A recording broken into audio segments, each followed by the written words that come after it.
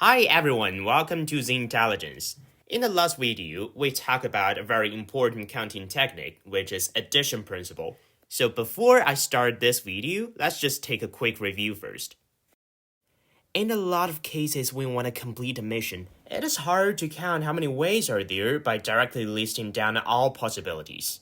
So in order to find how many ways are there to complete the mission, one thing we can do is to divide the ways into different classifications. And then what we need to do is just to focus on each of the classifications. So for example, let's call each of the groups 1, 2, 3, and 4. Now, I'm going to count how many ways are there in each group specifically. Let's say I have A1 possibilities in the first group and A2 possibilities in the second group, so same thing for 3 and 4. Okay, and now what I need to do the next is to simply add A1, A2, A3, and A4 together to find the total ways for me to complete this mission. Let's have an example to illustrate this. So this is me. And now what I want to do is to go from my home to my school. So let's draw a school here. Wait, how do you draw a school? I'll say this is fine, right? Let's just assume this is school. Sometimes it's important to make assumptions. Now, I want to count how many ways are there to go from my home to my school. One thing I can do here is to classify all possibilities here. So let's say I can go by bus, I can go by taking subways, or I can just simply walk there. So now, I have 3 categories of different methods to go to school. What I want to do next is to focus on each category specifically and separately. So let's say bus. I can take bus number 1, bus number 3, and bus number 24. For subway, let's say I can take subway number 1 and 3. For walk, I can just walk, right? There's only one way, so just walk. And now, let's count how many possibilities are there. For bus, I have 3 ways. For subways, I have 1 and 3, which is 2 ways. For walk, it's just walking, so there's only one way.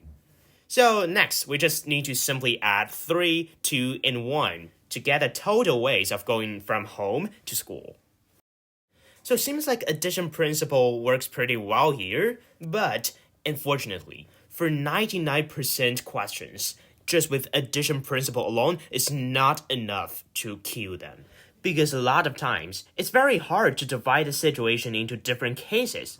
Or even if you can divide a situation into different categories, it's still pretty challenging to count how many ways are there in each category. So, we must need another technique to help us to count the number of ways without dividing into different cases. And that's what we're gonna learn today. We call that multiplication principle. Okay, so let's have an example here. Still, I want to go from my home to my school, but today I feel like I'm pretty energetic and I want to do some exercise. I just choose to walk to school. But even as just walking, I still have different ways to choose. There are still many routes for me to go from my home to school. But for all the routes here I have to pass through a midpoint in between my home and my school, which is park. So I guess here I'm gonna draw a park. Oh, it's pretty wonderful, is it? Okay, so that means I have to go from my home to the park first. And let's say I have 4 ways to go. Okay, and for my second step of going from the park to my school, I have 2 ways here. And now, I want to find the number of ways of going from my home to my school in total. This is actually a very classic example of how we apply multiplication principle. So notice that my mission is going from my home to school. And in order to complete this mission, I have to follow the 2 steps I have here. Step 1 is going from my home to the park. And I have 4 ways to do this. In step 2 of going from the park to school, I have 2 ways here. Multiplication principle states that in order to find the total ways, I just need to multiply the number of ways I have for each step, which is just 4 times 2, which gives me 8 ways in total. I know that many of you want to ask, why this time is multiplication? I remember that in addition principle, we use addition. How does a multiplication make sense? To answer this question, we just simply need to make a table here. And let's write my goal here, which is going from my home to the school. In this vertical column, I'm going to write the ways of going from my home to the park. And in the horizontal row, I'm going to write the ways of going from the park to the school. And now let's name each of my ways here. Let's call the 4 ways A, B, C, and D. And the 2 ways I have in the step 2, let's call that E and F. And now let's view the table.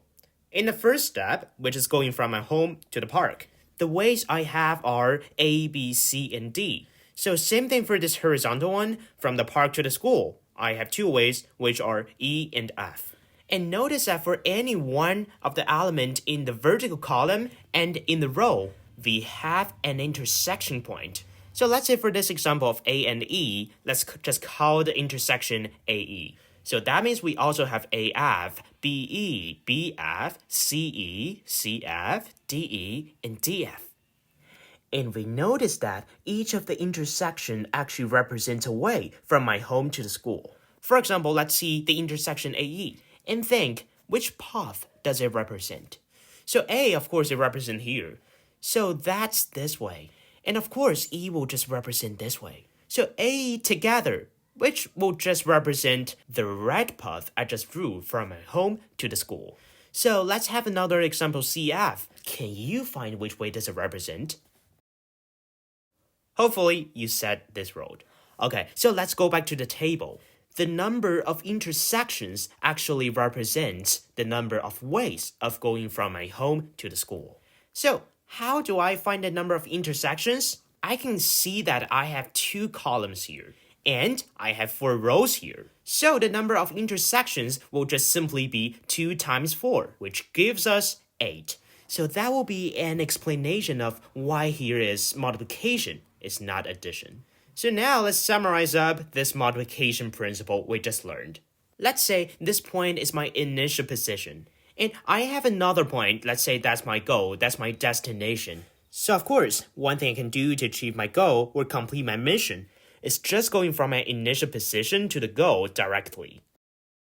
But in a lot of cases, you will find that it will be easier if you have some transition states in the middle of your commission. So in other words, what you're going to do here is you're going to complete your commission by steps. So my step 1 is just going from my initial spot to the first transition point. And to do this step, I have several different ways. Let's say I have A1 ways to do my step 1. And for the second step, I still have different ways to do that. Let's say I have A2 ways this time to do my second step, to do my step 2. So same thing for the next step. Let's say I have A3 ways to do my step 3. And to complete a mission, you might need several steps to do that. Let's just say I have n steps, and the number of ways to complete the nth step will be an. The multiplication principle states that the number of ways for you to complete this mission equals to the product of A1, A2, A3, and ... until an. Okay, so hopefully now you have a basic understanding on what multiplication principle is. However, what I find out is many students frequently mix the addition principle and multiplication principle. So now I think it's pretty necessary to point out when to multiply and when to plus. First of all, we are both pretty good counting techniques that help us to count the number of ways to complete a mission, if it's hard to list down all possible cases. But now, we should look at them separately. For addition principle, the key point here is to do casework, which what you're gonna do here is to classify the ways you have. One thing really important is the relationship of all types you have is OR, which is basically saying that you cannot have both of the types. You can only choose one of them. It's like if I want to go from my home to the school, I can only take bus or subway. It's not possible for me to take bus and subway together. So when you see a situation of OR, this time you should apply addition principle. You should add each of them together. Okay, so now let's look at what is multiplication principle. Really, the key point of multiplication principle is just about one word, step. So, in order to complete your mission, you can divide the process into different steps. And in contrast, this time, the relationship between each step is A and D, and. So in order to achieve my goal, I have to do all my steps. I cannot miss any one of them. For example, if I want to cook a delicious meal, so washing, cutting, and cooking the ingredient are necessary. Imagine that any of the steps are missing, the meal will definitely not gonna be good. So in this situation, what you're gonna do is to multiply. In conclusion, in the next time, if you're not sure about plus or multiplication, you should ask yourself a question. If one of these things is missing, can you still finish your mission? If you find that you cannot do it, then it's multiply, and vice versa. And now, I believe that you will have no problem with understanding the multiplication principle and addition principle. Then, we're gonna move on to the real thing. Let's look at the first challenge we faced today. The question wants us to find how many ways are there to form a 3-digit number.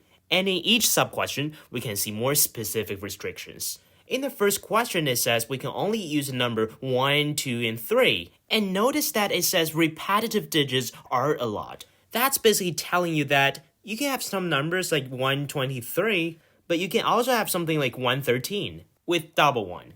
You can even have something like 111 with 3 ones. In order to use multiplication principle, we have to find out what our mission is. So from the question, we can see that forming a 3-digit number is our mission of the question. And now, let's think about this. What are some steps I can have to finish my mission? So a very natural flow will be, I have 3 digits, right? I can just make 1 digit each time. So in our step 1, what we can do is just focus on the 100 digit, which means we need to choose the digit for the 100th place. So, how many ways can I do this step? This digit can be either 1, 2, or 3. So, of course, I have 3 ways to do that.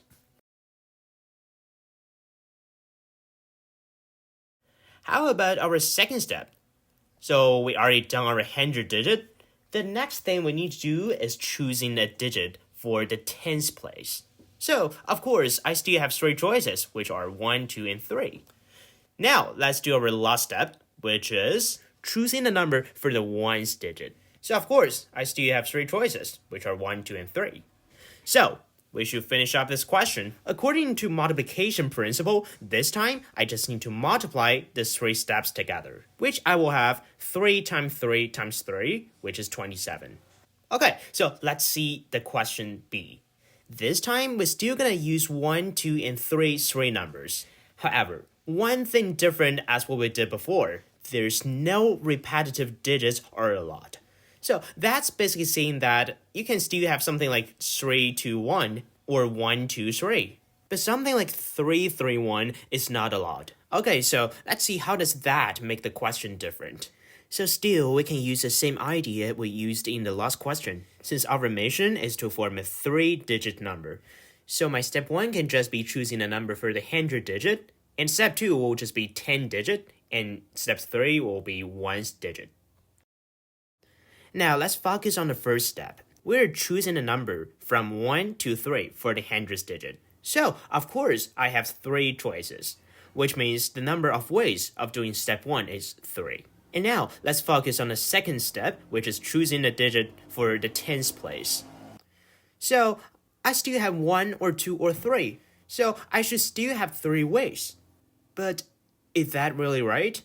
You should remember this time, there's no repetitive digits are allowed. So, let's say if 1 is chosen in the first step, which means for the 10 digit, I cannot choose 1 again, which means there are only 2 choices left. That means for step 2, I only have 2 ways left. Okay, and now let's look at the last step. So let's draw the 3 digits again. So for the same reason here, originally I have 3 numbers. One of them is chosen for the 100th digit, and one of them is chosen for the 10th digit, and that means for the last digit, for the 1st digit, I basically have no choice. I have only one way to do it. Okay, so we finished all the steps here. We can just multiply them to get our final answer, which is 6. Now let's look at the sub-question C. This time, I'm making a 3-digit number by using 4 numbers 1, 2, 3, and 4. And still, no repetitive digits are allowed. So we can basically use exactly the same idea again. Step 1, let's choose a number for the hundredth digit.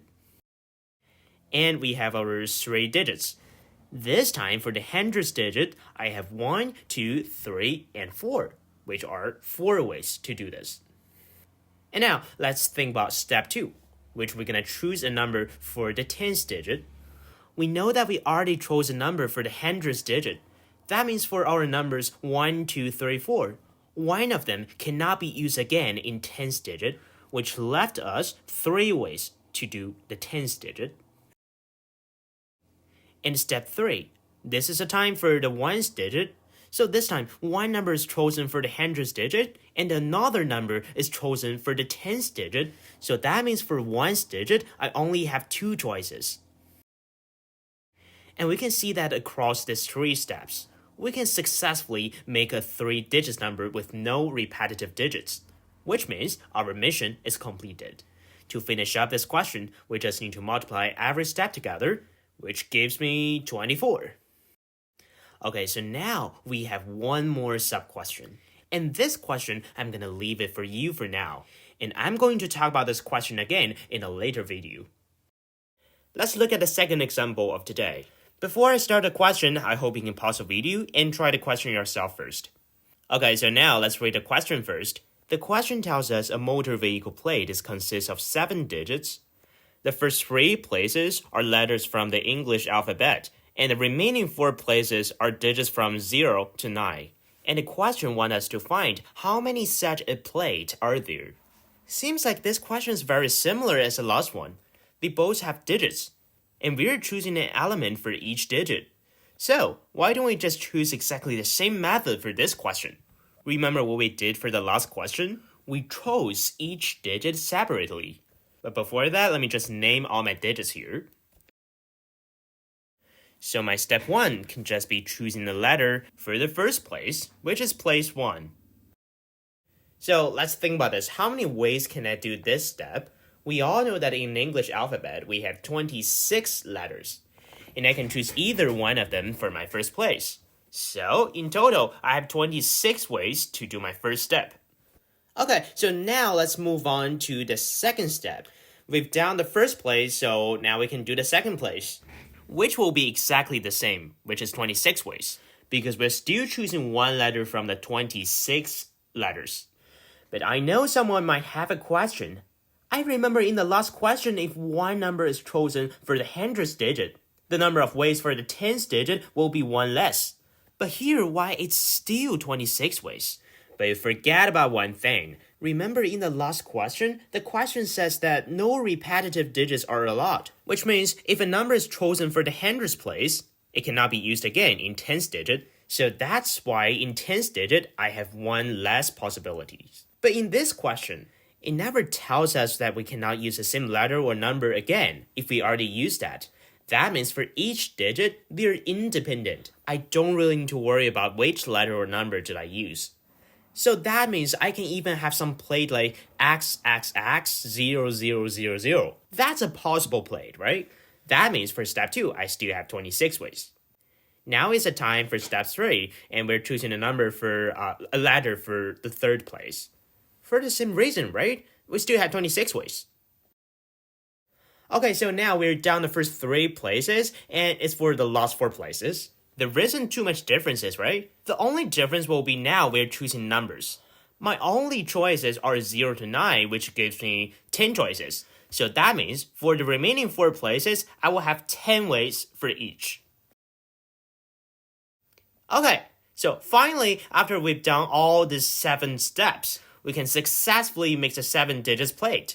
So in order to find the total ways, we will just simply multiply each step together. So total number will be 26 times 26 times 26, so 326, and 4 tens. So remember that they are multiplied together.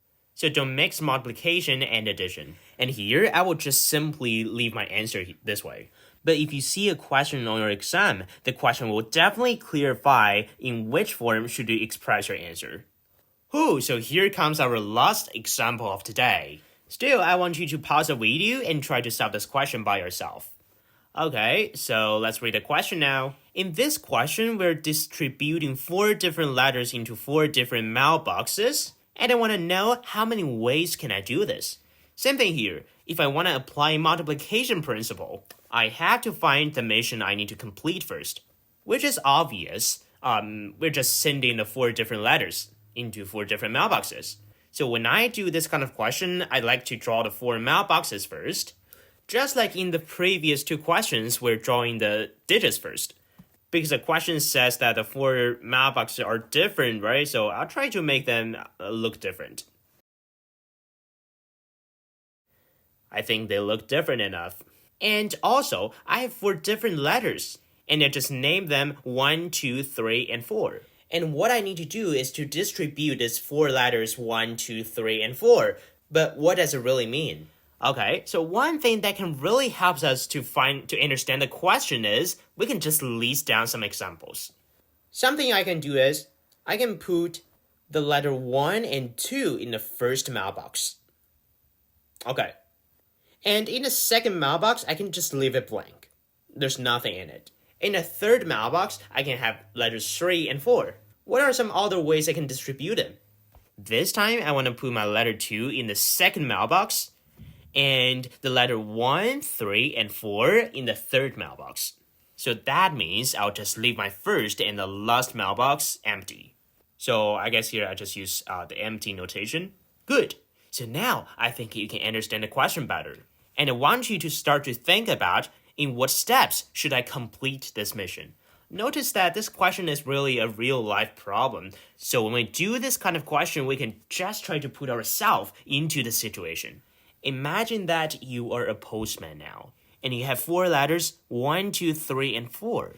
You want to put the 4 letters into 4 mailboxes. What is the first step you can do? Obviously, I cannot put the 4 letters at the same time into the 4 mailboxes. So the first step for me can just be pick in the box and insert my first letter.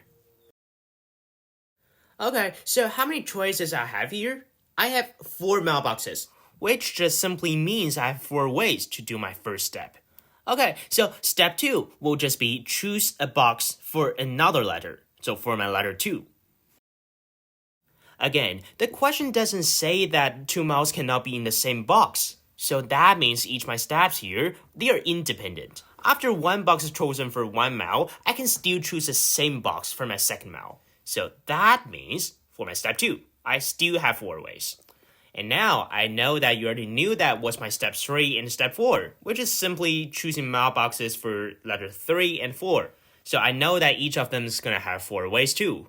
So for my total number of ways, I will just simply multiply the 4 steps together, which is 4 times 4 times 4 times 4. Or it can be written simply as 4 to the power of 4. Okay, so this is all for this video. Today, we mainly discussed about the use of multiplication principle and the difference between multiplication principle and addition principle. And in the next video, we're going to specifically talk about when we see a question on our exam, should I choose multiplication principle, addition principle, or both of them? Finally, don't forget to subscribe this video channel, because I heard that everyone who subscribed this video channel got a 7 in their exam.